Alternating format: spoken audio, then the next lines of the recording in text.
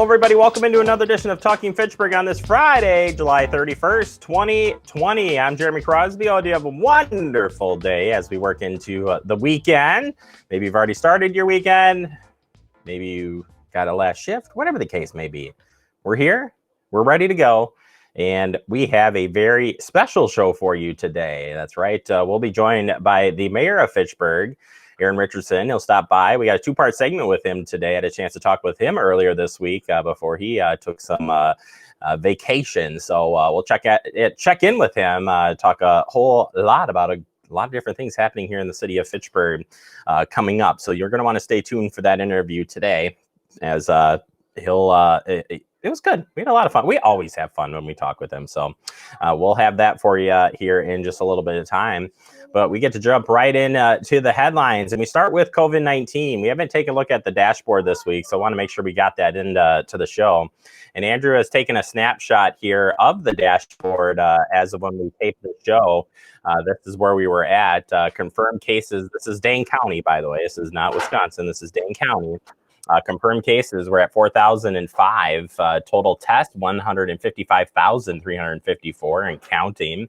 A case ever hospitalized, we're at 277 and 35 deaths, unfortunately, here in Dane County.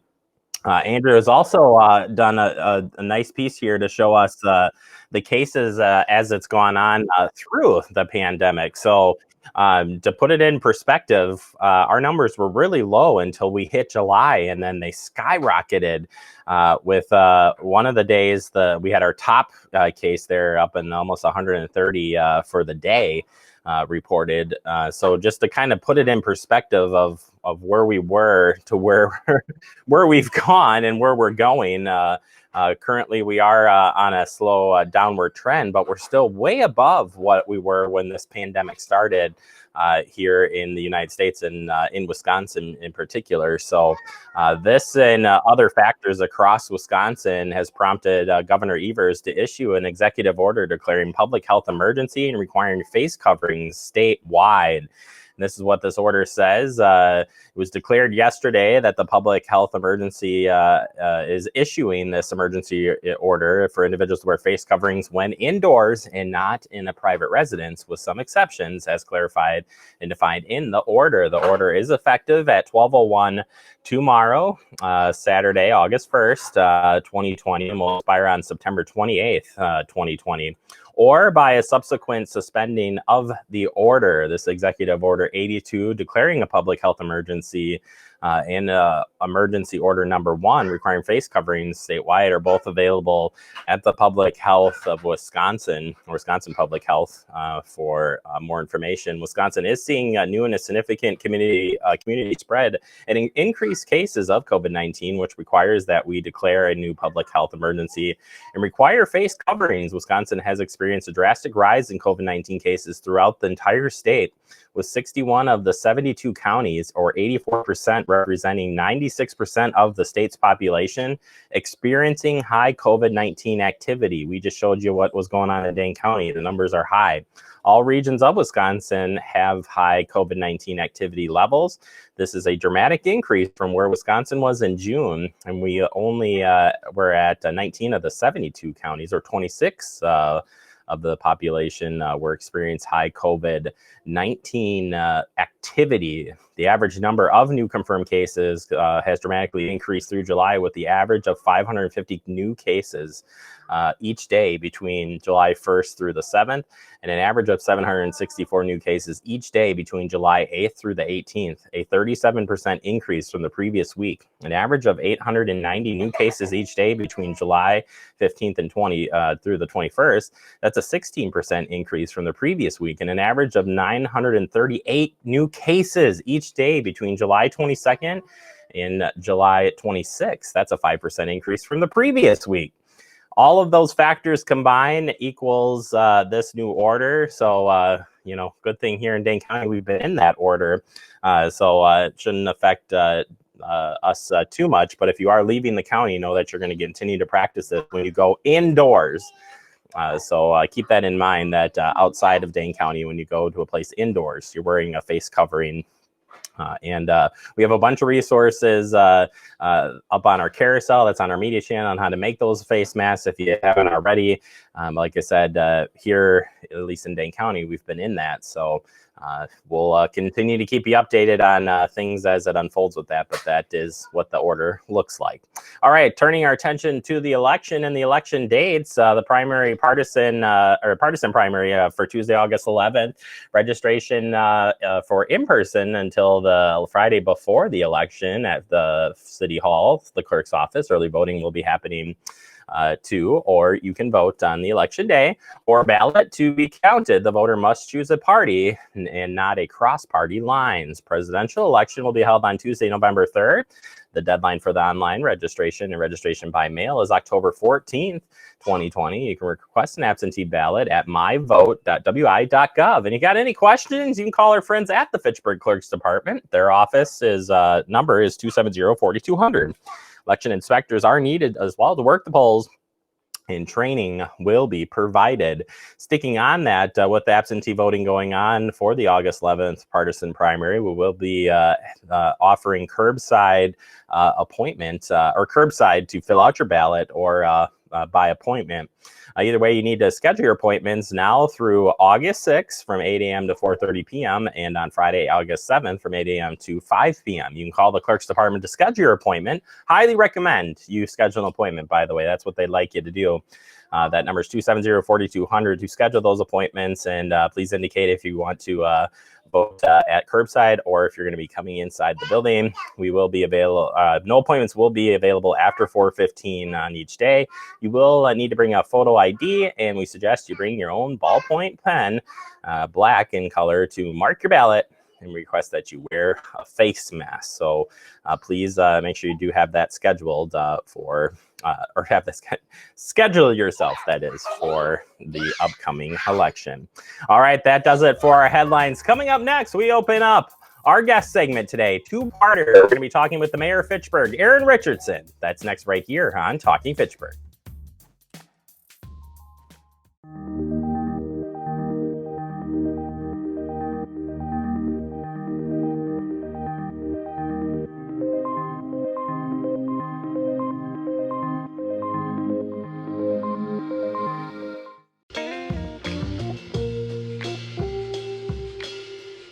After you joined our family, it was like, I really do feel complete now.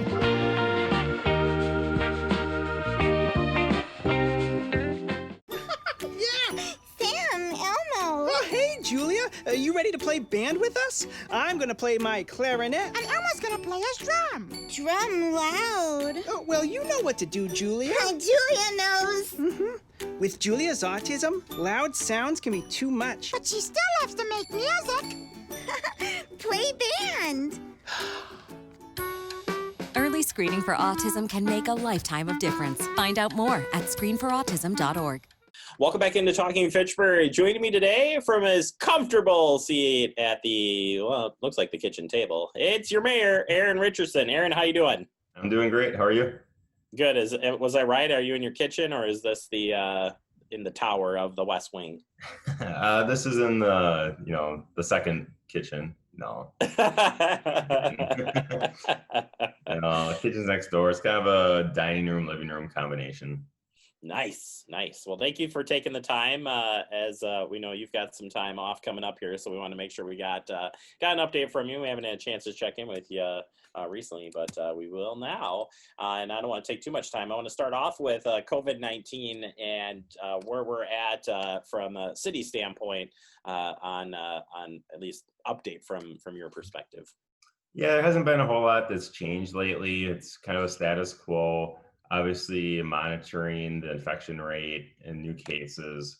Really important for people to wear a mask. We have a mask mandate here in Dane County, as you know. And so we're just kind of following Dane County public health lead still. Hopefully we can continue to get back to the reopening phase, but we really need to slow down those infections first. Absolutely. And something that we've really worked on internally here is some good cleaning processes and whatnot as things do start to reopen. We're looking forward to sharing that with everybody when that comes up. But we also have been doing a lot more meetings via remote, and we've been trying to get out the word, trying to explain the different, how we're using Zoom versus how we still have Fact TV stuff in place. But how has that been working with doing remote meetings and public input? Because I think those two go together real well. Yeah, I think it's been going well. Thankfully, we haven't had much that's really controversial at this point. It's really key. People still can contribute and they can participate. If they just want to watch, encourage them to keep watching it through Fact TV, online, website, all those channels. If someone wants to speak, they can email me their comments. I'm happy to read those at any time. I'm reading one tonight for someone who's on the agenda. If you do want to speak in person through Zoom, we can accommodate that. You need to let myself or Pat Marsh know, and then we'll get you the Fact TV code. Also let people like yourself know in Fact TV to be looking for those people. Let me know what thing you want to talk about so we know when to put you in there.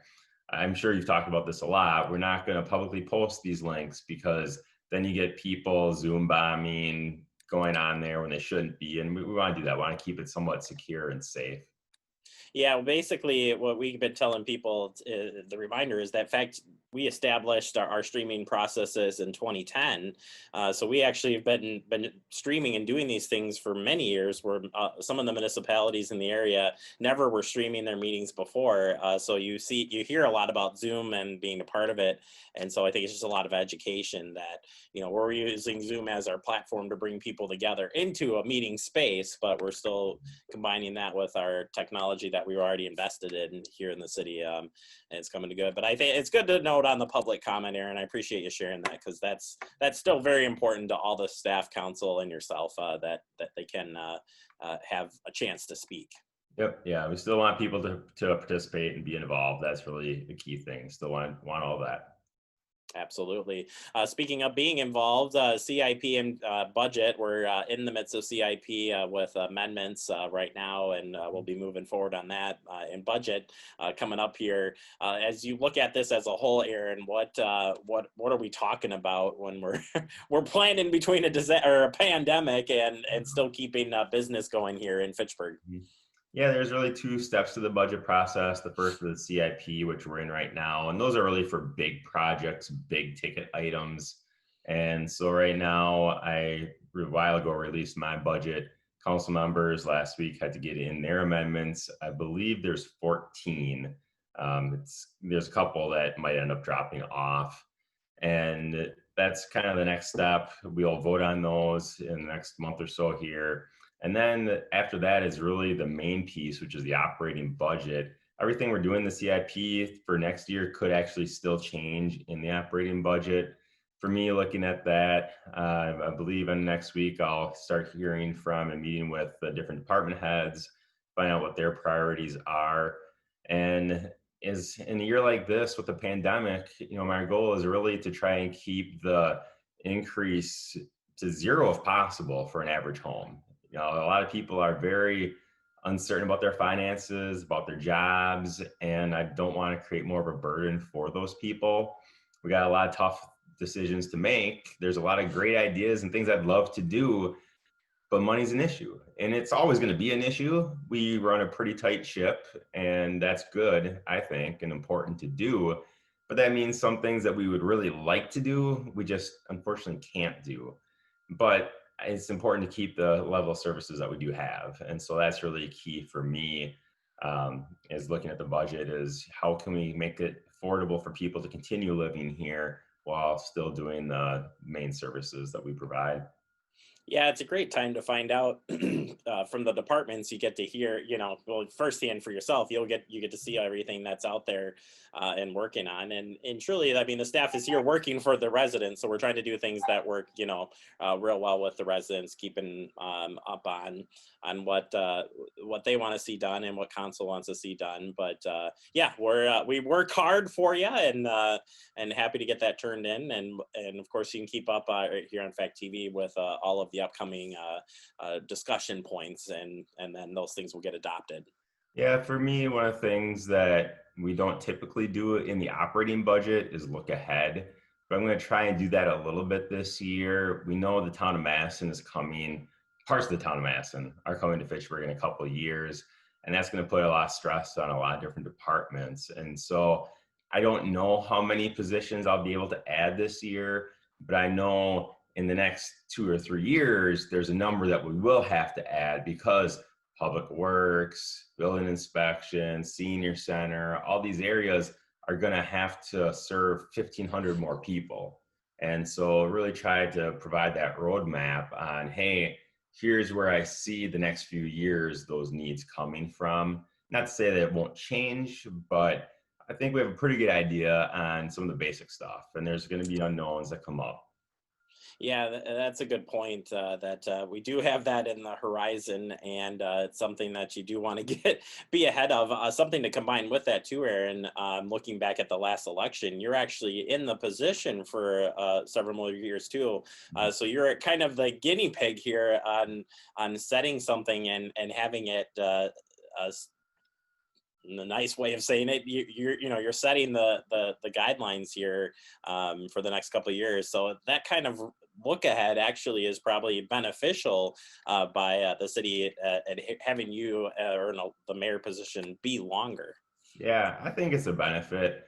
I know that I'm going to have some of the same initiatives and goals for the next 3 years. I don't know that the council is going to necessarily agree with that. They might change their minds, some of the people that have been on there, but I think it's important to have at least a pretty good general direction that's consistent for a few years. Absolutely. Aaron, we're going to take a quick break. We're going to come back with more with you. I want to make sure we get in a couple more pieces we want to talk about. So we'll take a quick break. I'll be right back talking with your mayor of Fitchburg, Aaron Richardson. So how was work? It was 1,300 hours. My math class from 302 was in the trenches. Davy Roth had it the worst. Fractions were coming at him left and right. He just didn't get the damn things. 2 days ago, I tried to teach him what 1/4 of 1/2 was using different sizes of blocks. Yesterday, I tried again by dividing up pizza. Both missions failed. Oh no. But today, I was ready. I created a combat math game where the only way to beat the enemy is to out-fraction them. Davy conquered every last denominator. My game was so successful, the principal is deploying it to math squadrons all over the school. Anywho, how was your day? Oh, today my boss treated the office to salad wraps. Salad wraps. No. See on page 4 that the projections need to be flood next Thursday. Seriously? Thursday? Can't do that. This is really inconvenient. I have yoga that day. I have no time for this. So. I can't do Thursday, but I can do Friday. Disasters don't plan ahead. You can. Talk to your loved ones about how you're going to be ready in an emergency. Don't wait. Communicate. Welcome back into Talking Fitchburg. Continue my conversation here with the mayor of Fitchburg, Aaron Richardson. Aaron, thank you for taking the time. Aaron, we want to move into assessment. Assessments changed a little bit this year. There's some confusion on the whole process. While I know you can't answer all the questions right here during this interview, I do, if you have time, we can talk a little bit about what's going on this year and why the assessments look different from years past. Yeah, this is one of the most difficult things to understand that we do. It ties into your tax bill, but the correlation isn't as strong as some people like to think it is. Every year we have been reassessing our residential properties, and we are now starting to do that with our commercial properties as well. And we've been doing that for the residential properties for a few years. It used to be, sometimes we go a number of years in some neighborhoods, and we don't want to do that. The idea is that if you do it every year, the increases aren't going to be as big from year to year as it would be if you skipped 1 or 2 years. It doesn't mean that when you get it and your assessment goes up, 10%, that's not shocking.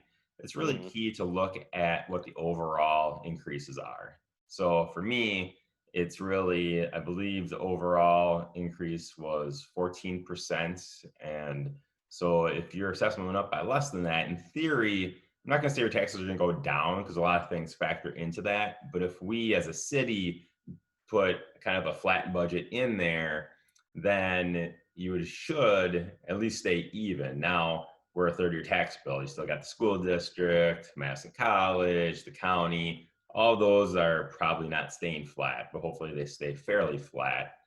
And then, this is a year where we have made some big adjustments on commercial real estate, which is really good because as a resident, the commercial properties are going to be paying kind of really what is their fair share. And, they went up, I believe, 18%. And so they were a little bit lower than what they should have been. And so now, because, the pie is still the pie, we're not increasing the pie. It's just that the commercial is getting a bigger piece of that pie, which in this case is a bad thing. For real life, I'd like a bigger piece of pie, but not in this case. So it's difficult. And I can't say, oh, your property went up X%, then your tax bill is going to go up X%. That's not how it works, unfortunately. But as we go through this budget process, that's really where it's key to make sure that the mill rate should go down, but I don't know how it's going to necessarily impact an individual person. Yeah, I mean that you set goals. When it comes to budget time, you set goals as the mayor. Then it's up to council as a whole to vote in the projects that they want to get done, or how it all lays out. This year being a little bit different with the assessment, we're in open book right now. Folks they still can come down to City Hall and see the role in person, but we're really encouraging people to give our assessing department a call. Absolutely. Yeah, call the assessing department. That's really your first step, talking to them.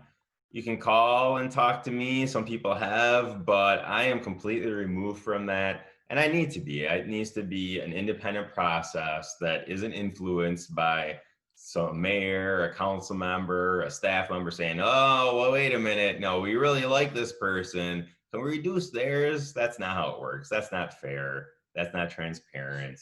That's pretty crooked, and we don't live in Chicago. It's nice too. I mean, we've got where I live, it's a paid service, so it's not even an in-house service. So it's nice to have these folks focused on Fitchburg. They understand it, they know it. They've been working very hard, a lot of work in that department to get where we were, to even get to open book this year. So I mean, I realize there's a lot of moving pieces there every year, like you have mentioned.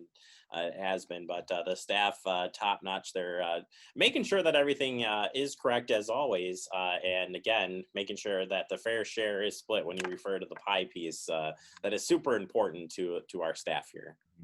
Absolutely, staff really wants everything to be done right. I realize we're in the middle of this pandemic. People don't really know where they are with finances. And it really doesn't make sense to push this back to only do half now and half next year, because your property values, fingers crossed, are going to continue going up. So do we know next year is going to be better? I don't know that. I'd like to think it is, but I don't have a crystal ball, unfortunately. So there's never a good time to do this. It's just a matter of, you just want to make sure that if you do it right, that hopefully it minimizes the year-to-year impact. Yeah, in all fairness too, I think this work started way before. I mean, the work start after you close one, you basically start over.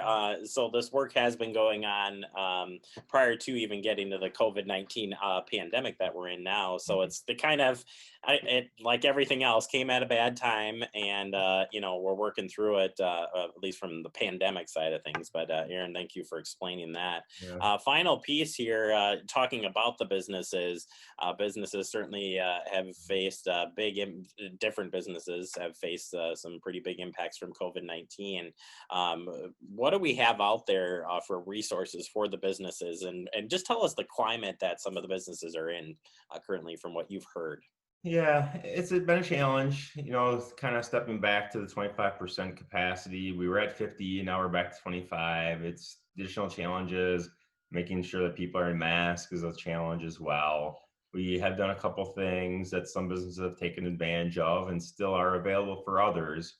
One is for restaurants if they want to have expanded outdoor seating, or if they don't have outdoor seating, they want to add outdoor seating, they can do that. We've had Heritage Tavern over off of McKee Road by Oak Bank.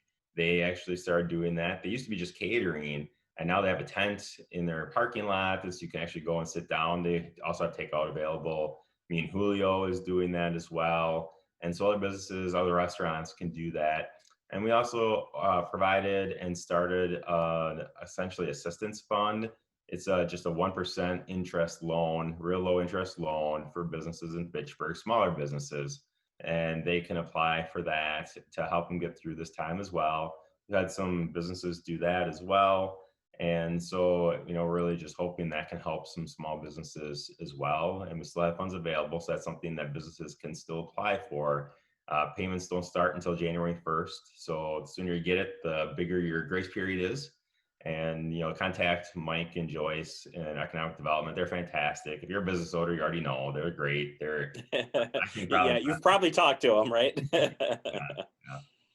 Yeah, no, that's it's great information. The Biz, I think it's the Biz Boost loan program is still open, and in fact, they review it about the 15th of every month, I believe. So you can, as a business, you're a local business in Fitchburg, you can apply to that and go through the review process as there is, and hopefully get it out. We've got a couple businesses who have taken advantage of it already.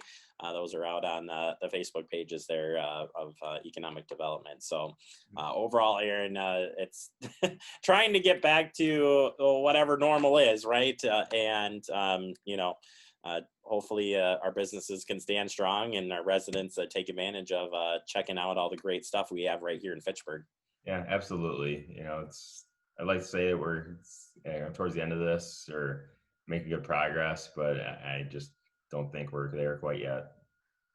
Yeah, we'll hold out, see what's to come. Aaron, thank you so much for the time today. Appreciate it. Stay safe out there, and we'll catch back up with you real soon. All right, thank you. Good talking to you. You as well. That's your mayor of Fitchburg, Aaron Richardson. We'll get him back in here next month, give you an update. Always fun to chat with this guy. And we've got a good rapport going back and forth here. He gives me a little, I give him a little, and it all works out. Yeah. He's muted, so he can't respond. That's okay. Yeah, your mayor of Fitchburg. Appreciate his time as always. We'll take a quick break. You are watching Talking Fitchburg.